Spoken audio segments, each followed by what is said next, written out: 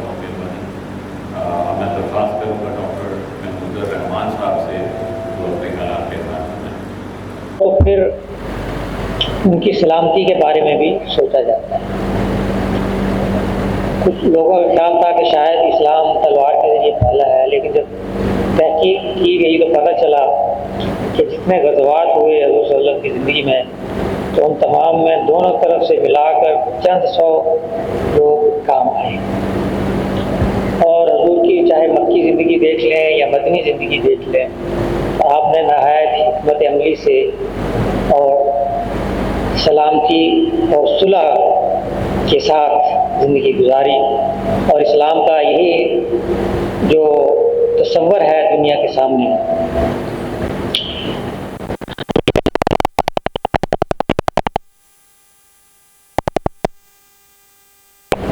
تو پاکستان کو کہا جاتا ہے کہ شاید یہ ایک دہشت گرد ملک ہے، اور لیکن یہ اس وقت سے مشہور ہوا کہ جب رشیا کے خلاف جنگ لڑی، اس وقت تو پاکستان کی بہت تعریف کی گئی پوری دنیا میں، اس کو آگے رکھا گیا اور فرنٹیئر اسٹیٹ کی طرح سے افغانستان میں بھی جنگ رہی۔ اس وقت جو فائٹر تھے تو ان کو مجاہدین کہا جاتا تھا، پھر بعد میں انہی کا نام دہشت گرد رکھ دیا۔ خود اسامہ بن لادن کی تربیت بھی یہاں ہوئی اور اس کا جو ہے تحفظ بھی کیا گیا، تو گویا یہ سوویت یونین کو توڑنے میں جو پاکستان نے کردار ادا کیا، اس کے بعد سے پاکستان کے کردار کو تسلیم کرنے کی بجائے اس پر لیبل لگا دیے گئے۔ ہمارے ملک میں آپ دیکھ لیں، عام عدالتیں علیحدہ ہیں، دہشت گردی کی عدالتیں علیحدہ ہیں، عام پولیس علیحدہ ہے، اینٹی ٹیررسٹ اسکواڈ علیحدہ ہے، تو ان چیزوں کی کیوں ضرورت پیش آئی؟ کہیں نہ کہیں کوئی خامی ہے ہمارے نظریے اور عمل میں۔ اب والی کی بات ہے کہ کراچی میں 8 لاشیں ملی شہر سے، اب کہا جاتا ہے کہ پتہ نہیں ہے وہ گرمی سے ہیٹ اسٹروک سے وہ فوت ہو گئے یا کسی نے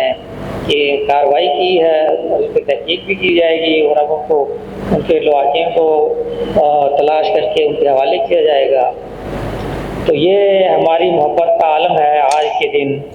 کہ وہاں کسی کو اس بات کا احساس نہیں ہوا کہ اگر کسی کو ہیٹ اسٹروک میں مبتلا تھا تو کسی نے کسی ایمبولینس کو بلایا ہو،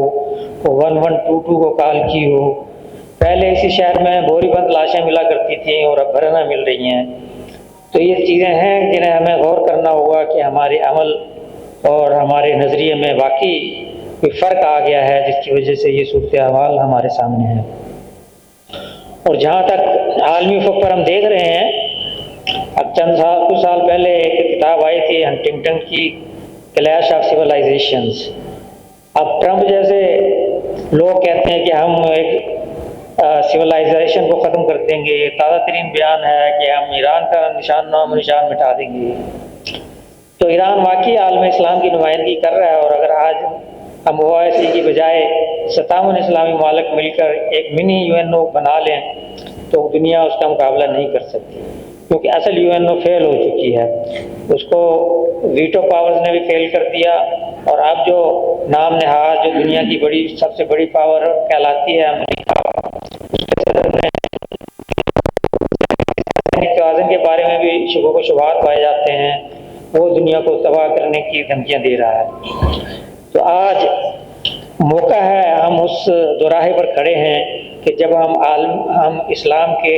آفاقی اصولوں سے دنیا کو آگاہ کریں اور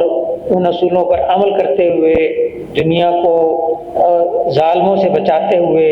اپنی آواز بلند کریں، اور دنیا میں امن اور سلامتی اور محبت واقعی اصل انداز میں قائم کریں۔ انہی الفاظ کے ساتھ میں آپ سے اجازت چاہتا ہوں، بہت شکریہ۔